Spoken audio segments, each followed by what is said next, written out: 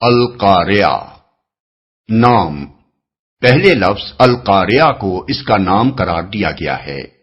یہ صرف نام ہی نہیں ہے بلکہ اس کے مضمون کا عنوان بھی ہے، کیونکہ اس میں سارا ذکر قیامت ہی کا ہے۔ زمانہ نزول، اس کے مکی ہونے میں کوئی اختلاف نہیں ہے، بلکہ اس کے مضمون سے ظاہر ہوتا ہے کہ یہ بھی مکہ معظمہ کے ابتدائی دور کی نازل شدہ سورتوں میں سے ہے۔ موضوع اور مضمون، اس کا موضوع ہے قیامت اور آخرت۔ سب سے پہلے لوگوں کو یہ کہہ کر چونکایا گیا ہے کہ عظیم حادثہ کیا ہے، وہ عظیم حادثہ تم کیا جانو کہ وہ عظیم حادثہ کیا ہے۔ اس طرح سامعین کو کسی ہولناک واقعے کے پیش آنے کی خبر سننے کے لیے تیار کرنے کے بعد دو فقروں میں ان کے سامنے قیامت کا نقشہ پیش کر دیا گیا ہے کہ اس روز لوگ گھبراہٹ کے عالم میں اس طرح ہر طرف بھاگے بھاگے پھریں گے جیسے روشنی پر آنے والے پروانے بکھرے ہوئے ہوتے ہیں، اور پہاڑوں کا حال یہ ہوگا کہ وہ اپنی جگہ سے اکھڑ جائیں گے، ان کی بندش ختم ہو جائے گی اور وہ دھنکے ہوئے اون کی طرح ہو کر رہ جائیں گے۔ پھر بتایا گیا ہے کہ آخرت میں جب لوگوں کا حساب کرنے کے لیے اللہ تعالیٰ کی عدالت قائم ہوگی تو اس میں فیصلہ اس بنیاد پر ہوگا کہ کس شخص کے نیک اعمال برے اعمال سے زیادہ وزنی ہیں اور کس کے نیک اعمال کا وزن اس کے برے اعمال کی بنسبت ہلکا ہے۔ پہلی قسم کے لوگوں کو وہ عیش نصیب ہوگا جس سے وہ خوش ہو جائیں گے، اور دوسری قسم کے لوگوں کو اس گہری کھائی میں پھینک دیا جائے گا جو آگ سے بھری ہوئی ہوگی۔ بسم اللہ الرحمن الرحیم، شروع اللہ کے نام سے جو رحمان و رحیم ہے۔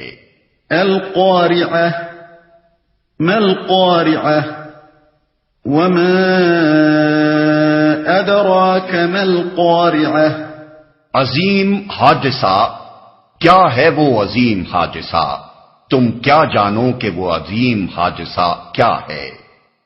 عظیم حادثہ، اصل میں لفظ قارعہ استعمال ہوا ہے جس کا لفظی ترجمہ ہے ٹھونکنے والی۔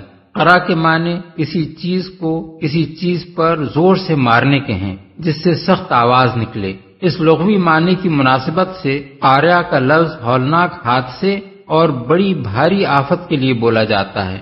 مثلا عرب کہتے ہیں قرعتہم القارعہ، یعنی فلاں قبیلے یا قوم کے لوگوں پر سخت آفت آ گئی ہے۔ قرآن مجید میں بھی ایک جگہ یہ لفظ کسی قوم پر بڑی مصیبت نازل ہونے کے لیے استعمال ہوا ہے۔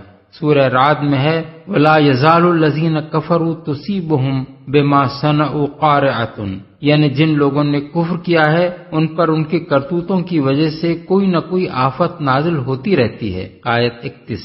لیکن یہاں القارعہ کا لفظ قیامت کے لیے استعمال کیا گیا ہے، اور سورہ الحاقہ میں بھی قیامت کو اسی نام سے موسوم کیا گیا ہے۔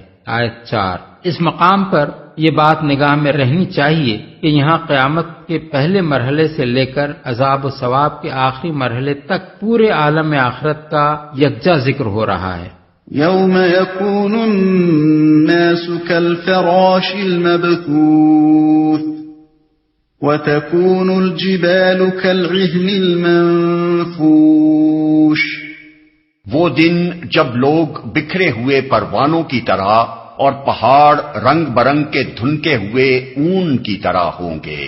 یہاں تک قیامت کے پہلے مرحلے کا ذکر ہے، یعنی جب وہ حادثہ عظیم برپا ہوگا جس کے نتیجے میں دنیا کا سارا نظام درہم برہم ہو جائے گا۔ اس وقت لوگ گھبراہٹ کی حالت میں اس طرح بھاگے بھاگے پھریں گے جیسے روشنی پر آنے والے پروانے ہر طرف پراگندہ و منتشر ہوتے ہیں، اور پہاڑ رنگ برنگ کے دھنکے ہوئے اون کی طرح اڑنے لگیں گے۔ رنگ برنگ کے اون سے پہاڑوں کو تشبیہ اس لیے دی گئی ہے کہ ان کے رنگ مختلف ہوتے ہیں۔ فَأَمَّا مَن ثَقُلَتْ مَوَازِينُهُ فَهُوَ فِي عِيشَةٍ رَاضِيَةٍ، پھر جس کے پلڑے بھاری ہوں گے وہ دل پسند عیش میں ہوگا۔ پھر یہاں سے قیامت کے دوسرے مرحلے کا ذکر شروع ہوتا ہے جب دوبارہ زندہ ہو کر لوگ اللہ تعالیٰ کی عدالت میں پیش ہوں گے۔ وَأَمَّا مَنْ خَفَّتْ مَوَازِينُهُ فَأُمُّهُ هَاوِيَةٌ وَمَا أَدْرَاكَ مَا هِيَهْ نَارٌ حَامِيَةٌ، اور جس کے پلڑے ہلکے ہوں گے اس کی جائے قرار گہری کھائی ہوگی۔ اور تمہیں کیا خبر کہ وہ کیا چیز ہے بھڑکتی ہوئی آگ۔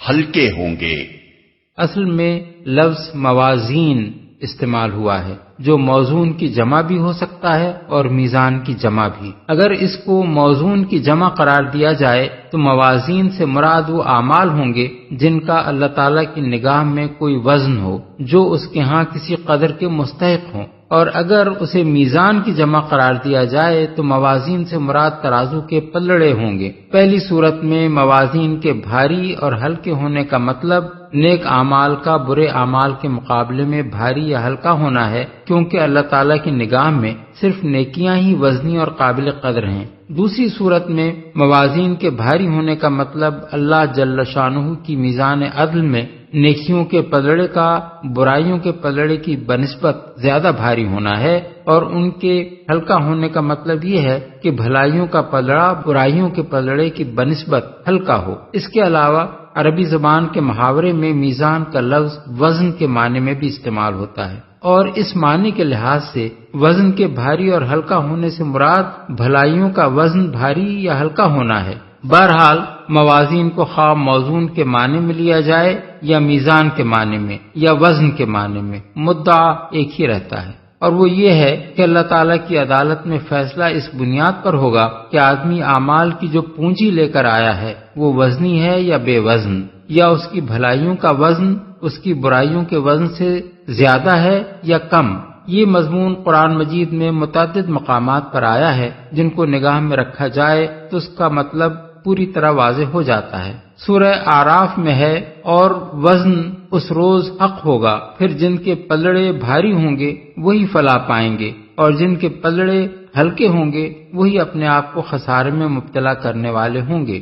آیات 8 اور 9۔ سورہ کہف میں ارشاد ہوا، اے نبی ان لوگوں سے کہو کیا ہم تمہیں بتائیں کہ اپنے اعمال میں سب سے زیادہ ناکام و نامراد لوگ کون ہیں؟ وہ کہ دنیا کی زندگی میں جن کی ساری سعی و جہد راہ راست سے بھٹکی رہی اور وہ سمجھتے رہے کہ وہ سب کچھ ٹھیک کر رہے ہیں۔ یہ وہ لوگ ہیں جنہوں نے اپنے رب کی آیات کو ماننے سے انکار کیا اور اس کے حضور پیشی کا یقین نہ کیا، اس لیے ان کے سارے اعمال ضائع ہو گئے۔ قیامت کے روز ہم انہیں کوئی وزن نہ دیں گے۔